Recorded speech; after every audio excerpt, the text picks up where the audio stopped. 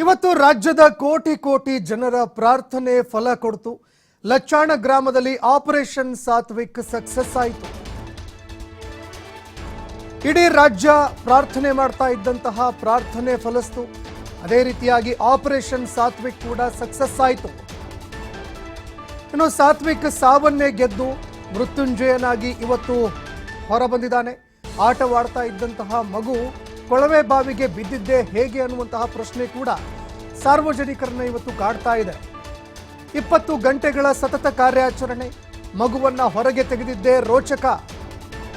ಇನ್ನು ಹೇಗಿತ್ತು NDRF ಹಾಗೂ SDRF ಸಿಬ್ಬಂದಿಯ ಕಾರ್ಯಾಚರಣೆ ಅಂತ ನೋಡೋದಾದ್ರೆ ನೋಡಿ, 20 ಅಡಿಯಲ್ಲಿ ಉಲ್ಟಾ ಬಿದ್ರೂ ಕೂಡ ಮಗು ಬದುಕಿದ್ ಹೇಗೆ ಅನ್ನುವಂತಹ ಪ್ರಶ್ನೆ. ಅದೇ ರೀತಿಯಾಗಿ ಒಂದು ರೀತಿಯಾಗಿ ಇದು ಚಮತ್ಕಾರದ ರೀತಿಯಲ್ಲೂ ಕೂಡ ಕಂಡು ಬರ್ತಾ ಇದೆ. ಆಪರೇಷನ್ ಸಾತ್ವಿಕ್ ಕಂಪ್ಲೀಟ್ ವರದಿ TV5 ಕನ್ನಡದಲ್ಲಿ ಈಗ ಲಭ್ಯವಾಗ್ತಾ ಇದೆ. ಇನ್ನು ಉಲ್ಟಾ ಬಿದ್ದಿತ್ತು ಮಗು. ಅದೇ ರೀತಿಯಾಗಿ ಆಕ್ಸಿಜನ್ ಕೊರತೆಯನ್ನು ನೀಗಿಸುವಲ್ಲೂ ಕೂಡ SDRF ಹಾಗೂ NDRF ಅದೇ ರೀತಿಯಾಗಿ ಅಗ್ನಿಶಾಮಕ ದಳದ ಸಿಬ್ಬಂದಿಗಳು ಸಕ್ಸಸ್ ಆದರು. ಇನ್ನು ಅದೇ ರೀತಿಯಾಗಿ ಮಗು ಉಲ್ಟಾ ಬಿದ್ದಿದೆ ಅನ್ನುವಂಥದ್ದು ಗೊತ್ತಾಯಿತು. ಆದರೂ ಕೂಡ ನಿರಂತರವಾಗಿ ಮಗುವಿನ ಆರೋಗ್ಯ, ಮಗು ಜೀವಂತವಾಗಿದೆ ಅನ್ನುವಂತಹ ಒಂದು ವಿಷಯವನ್ನು ನಿರಂತರವಾಗಿ ಖಚಿತಪಡಿಸಿಕೊಳ್ಳುವಲ್ಲಿ ಯಶಸ್ವಿಯಾದರು. ಇನ್ನು ಅದೇ ರೀತಿಯಾಗಿ ಉಲ್ಟಾ ಬಿದ್ದಂತಹ ಮಗುವನ್ನು ಯಶಸ್ವಿಯಾಗಿ ಹೊರತೆಗೆಯೋದಕ್ಕೆ ಅಂತ ಸಾಕಷ್ಟು ರೀತಿಯಾಗಿ ತ್ವರಿತಗತಿ ರೀತಿಯಾಗಿ ಒಂದು ಆಪರೇಷನ್ ನಡೆಸಲಾಯಿತು. ಆಪರೇಷನ್ ಸಾತ್ವಿಕ್ ಕೊನೆಗೂ ಸಕ್ಸಸ್ ಆಯಿತು. ಇನ್ನು ಅದೇ ರೀತಿಯಾಗಿ ಸಾತ್ವಿಕ ಇವತ್ತು ಮೃತ್ಯುಂಜಯನಾಗಿ ಸಾವನ್ನ ಗೆದ್ದು ಬಂದ. ಇನ್ನು ಅದೇ ರೀತಿಯಾಗಿ ದೇವರು ಅನೇಕ ರೀತಿಯಲ್ಲಿ ಕೈ ಹಿಡಿತಾನೆ ಅನ್ನುವಂತಹ ಮಾತುಗಳಿರುತ್ತೆ.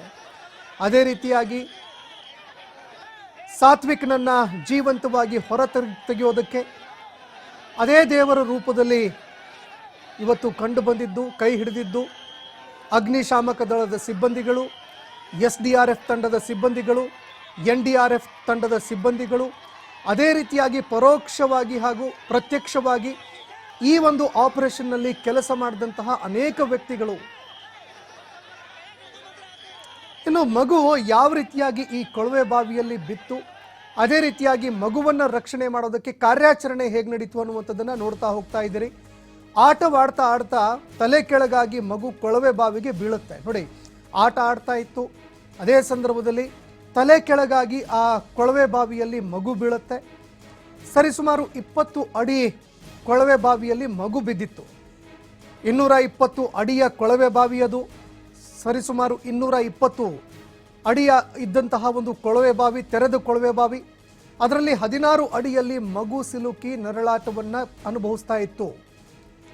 ಇನ್ನು ಅದೇ ರೀತಿಯಾಗಿ ಮಗು ಕೊಳವೆ ಬಾವಿಗೆ ಬೀಳ್ತಾ ಇದ್ದಂತೆ ಅಧಿಕಾರಿಗಳು ಸ್ಥಳಕ್ಕೆ ಆಗಮಿಸ್ತಾರೆ.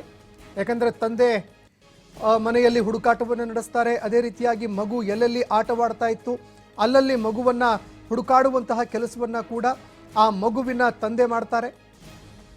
ಇನ್ನು ಸರಿಸುಮಾರು 220 ಅಡಿಯ ಕೊಳವೆ ಬಾವಿ, ಅದರಲ್ಲಿ 16 ಅಡಿ ಬಿದ್ದಿದ್ದಕ್ಕೆ 16 ಅಡಿಯನ್ನು ಕೊರೆದು ಮಗುವನ್ನು ಹೊರಗಡೆ ತೆಗಿಬೇಕು ಅಂತಂದರೆ ಸರಿಸುಮಾರು 20 ಗಂಟೆ ಸಮಯಾವಕಾಶ ಬೇಕಾಗಿ ಬಂತು. 20 ಗಂಟೆಗಳವರೆಗೆ ಕಾರ್ಯಾಚರಣೆ ನಡೆಯುತ್ತೆ ಮಗುವನ್ನು ಹೊರತೆಗೆಯೋದಕ್ಕೆ, ಅದು ಕೂಡ 16 ಅಡಿ. ಆದರೆ ಕೊಳವೆ ಬಾವಿ ಇದ್ದಿದ್ದೆಷ್ಟು? 220 ಅಡಿಯ ಕೊಳವೆ ಬಾವಿ. ಅಂದರೆ ಒಂದು ವೇಳೆ ಮಗು ಇದಕ್ಕಿಂತ ಹೆಚ್ಚು ಏನಾದರೂ ಆಳಕ್ಕೆ ಹೋಗಿದ್ದೇ ಆದರೆ, ಬಿದ್ದಿದ್ದೇ ಆದರೆ ಪರಿಸ್ಥಿತಿ ಮತ್ತಷ್ಟು ಗಂಭೀರವಾಗ್ತಾ ಇತ್ತು, ಬಿಗಡಾಯಿಸ್ತಾ ಹೋಗ್ತಾ ಇತ್ತು. ಆದರೆ 16 ಅಡಿ ಮಗು ಕೊಳವೆ ಬಾವಿಯಲ್ಲಿ ಬಿದ್ದಿತ್ತು. ಇನ್ನು ಇದಾದ ಬಳಿಕ ಮಗುವಿನ ತಾತ ಬರ್ತಾರೆ. ಎಲ್ಲಿದೆ ಮಗು ಅಂತ ಮಗುವನ್ನು ಹುಡುಕಾಡ್ತಾರೆ, ಮಗುವನ್ನು ಕೇಳ್ತಾರೆ. ಆಗ ಮಗುವಿನ ತಂದೆ ಮಗು ಎಲ್ಲಿ ಹೋಯ್ತು, ಎಲ್ಲೆಲ್ಲಿ ಆಟ ಆಡ್ತಾ ಇತ್ತು ಅಲ್ಲಲ್ಲಿ ಹುಡುಕಾಡುವಂತಹ ಕೆಲಸವನ್ನು ಮಾಡ್ತಾರೆ. ಕೊಳವೆ ಬಾವಿಗೆ ಮಗು ಬಿದ್ದಿದೆ ಅನ್ನುವಂಥದ್ದು ಗೊತ್ತಾಗುತ್ತೆ. ಹೀಗಾಗಿ ಕೊಳವೆ ಬಾವಿಗೆ ಮಗು ಬಿದ್ದಿದೆ ಅನ್ನುವಂಥದ್ದು ಗೊತ್ತಾಗ್ತಾ ಇದ್ದಂತೆ ಇದಕ್ಕೆ ಸಂಬಂಧಪಟ್ಟಂತೆ ಪೊಲೀಸ್ ಅಧಿಕಾರಿಗಳಿಗೆ, ಅದೇ ರೀತಿಯಾಗಿ ಅಗ್ನಿಶಾಮಕ ದಳದ ಸಿಬ್ಬಂದಿಗಳಿಗೂ ಕೂಡ ಇದಕ್ಕೆ ಸಂಬಂಧಪಟ್ಟಂತೆ ಒಂದು ಇಂಟಿಮೇಷನ್ ಕೊಡ್ತಾರೆ, ಮಾಹಿತಿ ಕೊಡ್ತಾರೆ. ಇನ್ನು ಮಾಹಿತಿ ತಿಳಿತಾ ಇದ್ದಂತೆ ಅಗ್ನಿಶಾಮಕ ದಳದ ಸಿಬ್ಬಂದಿಗಳು, ಅದೇ ರೀತಿಯಾಗಿ ಪೊಲೀಸರು ಕೂಡ ಸ್ಥಳಕ್ಕೆ ದೌಡಾಯಿಸಿ ಬರ್ತಾರೆ. ಇನ್ನು ಯಾವುದೇ ರೀತಿಯಲ್ಲೂ ಕೂಡ ಸಮಯವನ್ನು ವಿಳಂಬ ಮಾಡದೆ, ಯಾವುದೇ ರೀತಿಯಲ್ಲೂ ಕೂಡ ಸಮಯ ವ್ಯರ್ಥ ಮಾಡದೆ ಇದಕ್ಕೆ ಸಂಬಂಧಪಟ್ಟಂತೆ ಅಗ್ನಿಶಾಮಕ ದಳದ ಸಿಬ್ಬಂದಿಗಳು, ಅದೇ ರೀತಿಯಾಗಿ ಪೊಲೀಸ್ ಅಧಿಕಾರಿಗಳು ಏನು ಮಾಡ್ತಾರೆ, ತಕ್ಷಣವೇ ಕಾರ್ಯಾಚರಣೆಗೆ ಇಳಿಯುವಂತಹ ಕೆಲಸವನ್ನು ಪೊಲೀಸ್ ಅಧಿಕಾರಿಗಳು ಹಾಗೂ ಅಗ್ನಿಶಾಮಕ ದಳದ ಸಿಬ್ಬಂದಿಗಳು ಮಾಡ್ತಾರೆ. ಇದರಲ್ಲಿ SDRF ತಂಡದ ಅಧಿಕಾರಿಗಳು ಕೂಡ ಭಾಗಿಯಾಗಿದ್ರು. ಇನ್ನು ಹೇಗೆ ಈ ಕಾರ್ಯಾಚರಣೆ ನಡೆಯುತ್ತೆ ನೋಡಿ. ಕೊಳವೆ ಬಾವಿ ಏನಿತ್ತು, ಈ ಹಿಂದೆಯೂ ಕೂಡ ನಾವು ಕಾರ್ಯಾಚರಣೆಗಳನ್ನು ನೋಡಿದ್ದೀವಿ. ಕೊಳವೆ ಬಾವಿ ಏನಿತ್ತಲ್ಲ, ಆ ತೆರೆದ ಕೊಳವೆ ಬಾವಿಯ ಪಕ್ಕದಲ್ಲಿ ಒಂದು ಗುಂಡಿಯನ್ನು ತೋಡುವಂತಹ ಕೆಲಸವನ್ನು ಮಾಡಲಾಗತ್ತೆ. ಇದು ಸ್ಟೆಪ್ ಬೈ ಸ್ಟೆಪ್ ಮಣ್ಣನ್ನು ತೆಗೆಯುವಂತಹ ಒಂದು ಕಾರ್ಯ. JCB ಹಿಟಾಚಿಗಳನ್ನು ಬಳಕೆ ಮಾಡೋದರ ಮೂಲಕವಾಗಿ ಆ ಕೊಳವೆ ಬಾವಿಯ ಪಕ್ಕದಲ್ಲಿ ನೇರವಾಗಿ ಅಲ್ಲಿ ಮಣ್ಣನ್ನು ತೆಗೆಯುವಂತಹ ಕೆಲಸವನ್ನು ಮಾಡ್ತಾ ಹೋಗ್ತಾರೆ. ಸ್ಟೆಪ್ ಬೈ ಸ್ಟೆಪ್ ಈ ಒಂದು ಕಾರ್ಯಾಚರಣೆ ಮುಂದುವರಿಯುತ್ತೆ. ಅಲ್ಲಿಂದ ಮಣ್ಣನ್ನು ಹೊರಹಾಕುವಂತಹ ಕೆಲಸವನ್ನು ಮಾಡಲಾಗತ್ತೆ. ಇದಾದ ಬಳಿಕ ಏನು ಮಾಡುತ್ತೆ ಅಂತಂದರೆ SDRF ತಂಡ ಕೂಡ ಬೆಳಗಾವಿಯಿಂದ ಆಗಮಿಸುತ್ತೆ. ನೋಡಿ, ಈಗಾಗಲೇ ಮಧ್ಯರಾತ್ರಿ ಆಗಿತ್ತು. ಆ ಸಂದರ್ಭದಲ್ಲಿ SDRF ತಂಡ ಕೂಡ ಬೆಳಗಾವಿಯಿಂದ ಆಗಮಿಸುತ್ತೆ. ತಂತ್ರಜ್ಞರ ಟೀಮ್ ಕೂಡ ಬರಬೇಕಾಗಿತ್ತು. ತಂತ್ರಜ್ಞರ ಟೀಮ್ ಕೂಡ ಬರುತ್ತೆ. ಮಗು ಇರುವಂತಹ ಒಂದು ಎಷ್ಟು ಅಡಿ ಮಗು ಇದೆ ಅನ್ನುವಂಥದ್ದನ್ನು ಇಲ್ಲಿ ಲೆಕ್ಕ ಹಾಕುವಂತಹ ಕೆಲಸವನ್ನು ಕೂಡ ಮಾಡಲಾಗತ್ತೆ.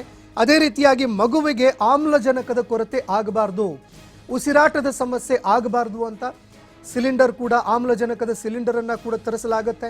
ಆಕ್ಸಿಜನ್ ಸಿಲಿಂಡರ್ ಕೂಡ ಬರುತ್ತೆ. ಆಕ್ಸಿಜನ್ ಸಿಲಿಂಡರ್ನಿಂದ ಪೈಪ್ನ ಮೂಲಕವಾಗಿ ಆಮ್ಲಜನಕ ಪೂರೈಕೆ ಮಾಡುವಂತಹ ಕೆಲಸವನ್ನು ಅಧಿಕಾರಿಗಳು ಮಾಡ್ತಾರೆ.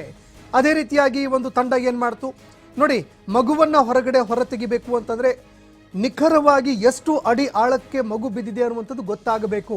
ಹೀಗಾಗಿ ಈ ಒಂದು ಕಾರ್ಯಾಚರಣೆ ಏನಿದೆ, ಈ ಕಾರ್ಯಾಚರಣೆಯಲ್ಲಿ ಮುಖ್ಯ ಭಾಗವಾಗುತ್ತೆ. ಹೀಗಾಗಿ ಆ ಒಂದು ಆಳ ಏನಿದೆ, ಎಷ್ಟು ಆಳಕ್ಕೆ ಮಗು ಬಿದ್ದಿದೆ ಅನ್ನುವಂಥದ್ದನ್ನು ಇಲ್ಲಿ ಲೆಕ್ಕ ಹಾಕಲಾಗತ್ತೆ. ಅದೇ ರೀತಿಯಾಗಿ ಸ್ವಲ್ಪ ಆಳಕ್ಕೆ ಕಾರ್ಯಾಚರಣೆ ಹೋದ ತಕ್ಷಣ ಅಲ್ಲಿ ಒಂದು ಬಂಡೆಕಲ್ಲು ಅಡ್ಡ ಬೀಳುತ್ತೆ. ಬಂಡೆಕಲ್ಲು ಅಡ್ಡ ಬರುತ್ತೆ. ಬಂಡೆಕಲ್ಲನ್ನು ಒಡೆಯುವಂತಹ ಕೆಲಸವನ್ನು ಕೂಡ ಮಾಡಲಾಗುತ್ತೆ. ಇದರಲ್ಲಿ ಬಹಳಷ್ಟು ಸೂಕ್ಷ್ಮವಾಗಿ ಕಾರ್ಯಾಚರಣೆ ಮಾಡಬೇಕಾಗತ್ತೆ. ಯಾಕಂದರೆ ವೈಬ್ರೇಷನ್ಸ್ ಆದಂತೆಲ್ಲ ಯಾವ ರೀತಿಯಾಗಿ ಕಂಪನಗಳಾಗತ್ತೆ, ಆ ಕಂಪನಗಳಿಗೆ ಮಗು ಮತ್ತಷ್ಟು ಆಳಕ್ಕೆ ಕುಸಿಯುವಂತಹ ಭೀತಿ ಕೂಡ ಇರುತ್ತೆ. ಹೀಗಾಗಿ ಬಹಳಷ್ಟು ಸೂಕ್ಷ್ಮವಾಗಿ ಈ ಒಂದು ಕಾರ್ಯಾಚರಣೆ ಮಾಡಲಾಗತ್ತೆ. ಬಂಡೆಕಲ್ಲನ್ನು ಒಡೆಯುವಂತಹ ಕೆಲಸ ಆಗತ್ತೆ. ಅದರ ಜೊತೆಗೆ ಮಗು ಎಷ್ಟು ಆಳಕ್ಕೆ ಬಿದ್ದಿದೆ, ನಾವು ಎಷ್ಟು ಆಳಕ್ಕೆ ಗುಂಡಿಯನ್ನು ತೋಡಬೇಕು, ಎಷ್ಟು ಆಳಕ್ಕೆ ಮಣ್ಣನ್ನು ತೆಗೆಯುವಂತಹ ಕೆಲಸವನ್ನು ಮಾಡಬೇಕು ಅನ್ನುವಂತಹ ಒಂದು ಲೆಕ್ಕಾಚಾರ ಕೂಡ ಹಾಕಲಾಗತ್ತೆ. ನಿಖರವಾಗಿ ಅಧಿಕಾರಿಗಳು ಹಾಗೂ ಯಾರ್ಯಾರು ತಂತ್ರಜ್ಞರು ಬಂದಿದ್ರು ನಿಖರವಾಗಿ ಒಂದು ಆಳವನ್ನು ಇಲ್ಲಿ ಲೆಕ್ಕಾಚಾರ ಹಾಕ್ತಾರೆ. 16 ಅಡಿ ಮಗು ಬಿದ್ದಿದೆ, ಹಾಗಾದರೆ ನಾವು ಸರಿಸುಮಾರು 20 ಅಡಿಯಷ್ಟು ಗುಂಡಿಯನ್ನು ತೋಡಬೇಕು. ಅದೇ ರೀತಿಯಾಗಿ ಮಣ್ಣನ್ನು ತೆಗೆಯುವಂತಹ ಕೆಲಸವನ್ನು ಮಾಡಬೇಕು ಅಂತ ಇಲ್ಲಿ ಲೆಕ್ಕಾಚಾರವನ್ನು ಹಾಕಲಾಗುತ್ತೆ. ಅದೇ ರೀತಿಯಾಗಿ ಡಿಗ್ಗಿಂಗ್ ಮಾಡುವಂತಹ ಸಂದರ್ಭದಲ್ಲಿ ಈ ಏನು ಕಲ್ಲನ್ನು ಒಡೆಯುವಂತಹ ಕೆಲಸ ಆಯಿತು, ದೊಡ್ಡ ಮಷಿನ್ಗಳ ಡ್ರಿಲ್ಲರ್ಗಳನ್ನು ಬಳಸಿ ಇಲ್ಲಿ ಡ್ರಿಲ್ಲಿಂಗ್ ಮಾಡುವಂತಹ ಕೆಲಸ ಆಯಿತು, ಆ ಒಂದು ಕಲ್ಲನ್ನು ಒಡೆಯುವಂತಹ ಕೆಲಸ ಆಯಿತು.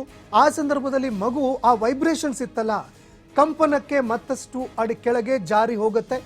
ಹೀಗಾಗಿ ಮತ್ತಷ್ಟು ಆಳಕ್ಕೆ ಮಗು ಹೋಗುತ್ತೆ. ಆಗ ಮತ್ತೆ ಬಾಲಕ ಎಷ್ಟು ಅಡಿ ಆಳದಲ್ಲಿ ಇದೆ ಅನ್ನುವಂತಹ ಒಂದು ಲೆಕ್ಕಾಚಾರ ಕೂಡ ಹಾಕಲಾಗತ್ತೆ.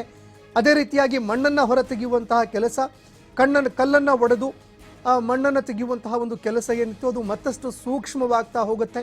ಯಾಕಂದರೆ ಮಗು ಮತ್ತಷ್ಟು ಆಳಕ್ಕೆ ಹೋಗಿದ್ದೇ ಆದರೆ ಆಗ ಬಹಳಷ್ಟು ಸಮಸ್ಯೆ ಆಗತ್ತೆ ಅನ್ನುವಂಥದ್ದನ್ನು ಅಧಿಕಾರಿಗಳು ಇಲ್ಲಿ ಅರಿತುಕೊಳ್ತಾರೆ. ನೋಡಿ, ಕಳೆದ ಬಾರಿ ನಾವು ಈ ಹಿಂದೆ ಆದಂತಹ ಕಾರ್ಯಾಚರಣೆಗಳನ್ನು ನೋಡಿದಾಗ ಅತಿ ಹೆಚ್ಚು ಸಮಯವನ್ನು ತೆಗೆದುಕೊಂಡಿತ್ತು, ಸಾಕಷ್ಟು ಸಮಯವನ್ನು ತೆಗೆದುಕೊಂಡಿತ್ತು. ಆದರೆ ಈ ಒಂದು ಕಾರ್ಯಾಚರಣೆ 20 ಗಂಟೆಗಳ ಒಳಗಾಗಿ ಮುಗಿದು ಹೋಗುತ್ತೆ. ಯಾಕಂದರೆ ಅಧಿಕಾರಿಗಳು ತ್ವರಿತವಾಗಿ ಈ ಒಂದು ಕಾರ್ಯಾಚರಣೆಯನ್ನು ನಡೆಸಿದ್ರು. ಇನ್ನು ಅದೇ ರೀತಿಯಾಗಿ ಮಗು ಯಾವಾಗ ಡಿಗ್ಗಿಂಗ್ ಮಾಡುವಂತಹ ಸಂದರ್ಭದಲ್ಲಿ ಮತ್ತಷ್ಟು ಆಳಕ್ಕೆ ಜಾರ್ತಾ ಹೋಗ್ತು, ಆ ಸಂದರ್ಭದಲ್ಲಿ 20 ಅಡಿ ಆಳಕ್ಕೆ ಪುಟ್ಟ ಕಂದಮ್ಮ ಸಾತ್ವಿಕ್ ಏನಿತ್ತು, ಆ ಸಾತ್ವಿಕ್ ಸ್ವಲ್ಪ 20 ಅಡಿ ಆಳಕ್ಕೆ ಹೋಗಿ ಸಿಲುಕಿಕೊಳ್ಳುತ್ತೆ. ಇದಾದ ಬಳಿಕ ಕಾರ್ಯಾಚರಣೆ ಮತ್ತಷ್ಟು ತ್ವರಿತಗತಿಯಾಗಿ ಸಾಗ್ತಾ ಹೋಗುತ್ತೆ.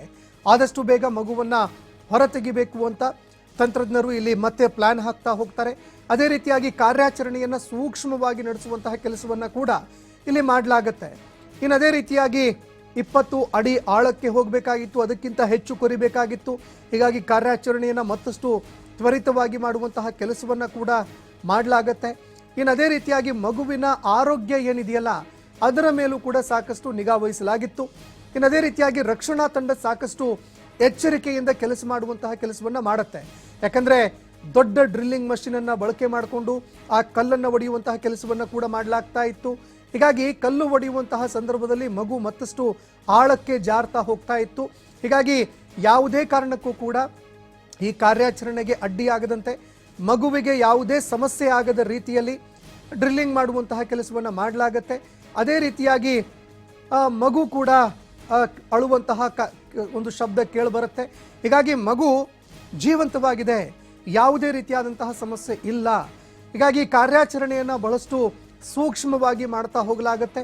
ಅದೇ ರೀತಿಯಾಗಿ ಪ್ರಮುಖವಾಗಿ ನಾವು ನೋಡಿದಾಗ ಕೊನೆಯ ಹಂತ ಇದೆಯಲ್ಲ, ಅದು ಸುರಂಗ ಒಂದು ಸುರಂಗವನ್ನು ಕೊರೆಯುವಂತಹ ಮಾರ್ಗ, ಸುರಂಗವನ್ನು ಕೊರೆಯುವಂತಹ ಒಂದು ಕೆಲಸ. ಆ ಸುರಂಗ ಕೊರೆಯುವಂತಹ ಕೆಲಸದ ಸಂದರ್ಭದಲ್ಲಿ ಮಗು ಅಳ್ತಾ ಇರುವಂತಹ ಒಂದು ಶಬ್ದ ಕೂಡ ಕೇಳುತ್ತೆ. ಮಗು ಅಳ್ತಾ ಇದೆ, ಎಸ್, ಮಗು ಇನ್ನು ಜೀವಂತವಾಗಿದೆ, ಮಗುವಿಗೆ ಯಾವುದೇ ರೀತಿಯಾದಂತಹ ಪ್ರಾಣಾಪಾಯ ಆಗಿಲ್ಲ ಅನ್ನುವಂಥದ್ದು ಗೊತ್ತಾಗುತ್ತೆ. ಅದೇ ರೀತಿಯಾಗಿ ಮಗುವಿಗೆ ಆಕ್ಸಿಜನ್ ಪೂರೈಕೆ ಕೂಡ ಇಲ್ಲಿ ಯಶಸ್ವಿಯಾಗಿ ಮಾಡಲಾಗುತ್ತೆ. ಇನ್ನು ಅದೇ ರೀತಿಯಾಗಿ ಬೋರ್ವೆಲ್ ಹತ್ತಿರ ಕಾರ್ಯಾಚರಣೆ ವೇಳೆ ಮತ್ತೊಂದು ಚಾಲೆಂಜ್ ಎದುರಾಗುತ್ತೆ. ಏನಪ್ಪ ಮತ್ತೊಂದು ಚಾಲೆಂಜು? ಬೋರ್ವೆಲ್ ಹತ್ತಿರ ಹೋಗ್ತಾ ಇದ್ದಂತೆ ಮತ್ತೊಂದು ಚಾಲೆಂಜ್ ಕೂಡ ಎದುರಾಯಿತು. ಮಗು ಎಷ್ಟು ಆಳದಲ್ಲಿದೆ ಅನ್ನುವಂಥದ್ದು ಒಂದು ಕಡೆ ಆದರೆ, ಮತ್ತೊಂದೆಡೆಯಲ್ಲಿ ಮಗು ಅಳ್ತಾ ಇದೆ. ಮತ್ತೆ ಏನಾದರೂ ಕೆಳಗೆ ಜಾರುವಂತಹ ಸಮಸ್ಯೆ ಎದುರಾಗಬಹುದಾ ಅನ್ನುವಂತಹ ಭೀತಿ ಒಂದು ಕಡೆ ಆದರೆ, ಮತ್ತೊಂದೆಡೆಯಲ್ಲಿ ಕಲ್ಲು ಬಂಡೆಗಳು ಕೂಡ ಈ ಸಂದರ್ಭದಲ್ಲಿ ಎದುರಿಗೆ ಬರ್ತಾ ಇತ್ತು. ಹೀಗಾಗಿ ಏನು ಆ ಸಮಸ್ಯೆ ಅನ್ನುವಂಥದ್ದನ್ನು ನಾವು ನೋಡ್ತಾ ಹೋಗೋದಾದರೆ, ಬೋರ್ವೆಲ್ ಹತ್ತಿರ ಅಂದರೆ ಬೋರ್ವೆಲ್ಗೆ ಸಮೀಪ ಹೋಗ್ತಾ ಇದ್ದಂತೆ ಎಲ್ಲ ಅನೇಕ ಚಾಲೆಂಜ್ಗಳು ಬರ್ತಾ ಹೋದವು. ಇನ್ನು ಆ ಚಾಲೆಂಜನ್ನು ಎದುರಿಸೋದಕ್ಕೆ ಮತ್ತೊಂದೆಡೆಯಲ್ಲಿ ಸಾಕಷ್ಟು ತಯಾರಿಯನ್ನು ಕೂಡ ಮಾಡಿಕೊಳ್ಳಲಾಗಿತ್ತು. ಬೋರ್ವೆಲ್ಗೆ ರಂಧ್ರ ಕೊರೆಯೋದಕ್ಕೆ ಸಿಬ್ಬಂದಿಗಳು ಹರಸಾಹಸವನ್ನು ಪಟ್ಟರು. ಇನ್ನದೇ ರೀತಿಯಾಗಿ ಬೋರ್ವೆಲ್ಗೆ ಒಂದು ಅಡ್ಡಲಾಗಿ ರಂಧ್ರ ಕೊರೆಯೋದಕ್ಕೆ ಇಲ್ಲಿ ಸಿಬ್ಬಂದಿಗಳು ಮುಂದಾಗ್ತಾರೆ. ಇದೇ ಸಂದರ್ಭದಲ್ಲಿ ಯಾವುದೇ ರೀತಿಯಲ್ಲೂ ಕೂಡ ಸಮಸ್ಯೆಗಳು ಆಗದಂತೆ, ಮಗು ಏನಿದೆಯಲ್ಲ ಆ ಮಗುವಿಗೆ ಯಾವುದೇ ಸಮಸ್ಯೆಗಳಾಗಬಾರ್ದು ಒಂದು. ಎರಡನೆಯದು, ಮಗು ಎಷ್ಟು ಎತ್ತರದಲ್ಲಿ ಇದೆಯಲ್ಲ, ಎಷ್ಟು ಒಳಗೆ ಬಿದ್ದಿದೆಯಲ್ಲ, ಅದಕ್ಕಿಂತ ಕೆಳಗೆ ಒಂದು ರಂಧ್ರವನ್ನು ಕೊರೆಯುವಂತಹ ಕೆಲಸವನ್ನು ಸಿಬ್ಬಂದಿಗಳು ಮಾಡ್ತಾರೆ. ಇನ್ನದೇ ರೀತಿಯಾಗಿ ಕೊಳವೆ ಬಾವಿಯ ರಂಧ್ರವನ್ನು ಕೊರೆದ ಬಳಿಕ ಮಗುವಿನ ತಲೆ ಕೂಡ ಗೋಚರ ಆಗುತ್ತೆ, ಮಗುವಿನ ತಲೆ ಭಾಗ ಕಾಣುತ್ತೆ. ಅಂದರೆ ಮಗು ಇದೆ ಅನ್ನುವಂಥದ್ದು ಕೂಡ ಗೊತ್ತಾಗುತ್ತೆ, ಇಲ್ಲೇ ಮಗು ಇದೆ ಅನ್ನುವಂಥದ್ದು ಗೊತ್ತಾಗುತ್ತೆ. ಹೀಗಾಗಿ ಬಹಳಷ್ಟು ಸೂಕ್ಷ್ಮವಾಗಿ ಈ ಒಂದು ರಂಧ್ರ ಕೊರೆಯುವಂತಹ ಕೆಲಸವನ್ನು ಇಲ್ಲಿ ಮಾಡಲಾಗತ್ತೆ. ಅಡ್ಡಲಾಗಿ ಒಂದು ಸುರಂಗವನ್ನು ಕೊರೆಯುವಂತಹ ಕೆಲಸವನ್ನು ಅಧಿಕಾರಿಗಳು ಮಾಡಿದ್ರು. ಅದರಲ್ಲೂ ಕೂಡ ಅಧಿಕಾರಿಗಳು ಇಲ್ಲಿ ಯಶಸ್ವಿ ಆಗ್ತಾರೆ. NDRF ತಂಡ, SDRF ತಂಡ, ಅದೇ ರೀತಿಯಾಗಿ ಅಗ್ನಿಶಾಮಕ ದಳದ ಸಿಬ್ಬಂದಿಗಳು ಈ ಒಂದು ಕಾರ್ಯಾಚರಣೆಯಲ್ಲಿ ಯಶಸ್ವಿ ಆಗ್ತಾ ಹೋಗ್ತಾರೆ. ಇನ್ನು ಅದೇ ರೀತಿಯಾಗಿ ಮತ್ತೊಂದು ದೃಶ್ಯಾವಳಿಯಲ್ಲಿ ನೀವು ನೋಡ್ತಾ ಇದ್ದೀರಲ್ಲ, CCTV ಕ್ಯಾಮೆರಾದ ಒಂದು ದೃಶ್ಯಾವಳಿ ಇದು. ಆ ಒಂದು ಸುರಂಗ ಮಾರ್ಗದಲ್ಲಿ ಒಂದು ಕ್ಯಾಮೆರಾ ಅಳವಡಿಕೆ ಮಾಡಿ ಮಗು ಎಲ್ಲಿದೆ ಅನ್ನುವಂಥದ್ದನ್ನು ಪತ್ತೆ ಹಚ್ಚುವಂತಹ ಕೆಲಸವನ್ನು ಕೂಡ ಇಲ್ಲಿ ಮಾಡಲಾಗುತ್ತೆ. ಮಗುವಿನ ತಲೆ ಕೂಡ ಗೋಚರ ಆಗತ್ತೆ. ಎಸ್, ಮಗುವಿನ ತಲೆ ಗೋಚರ ಆಯಿತು.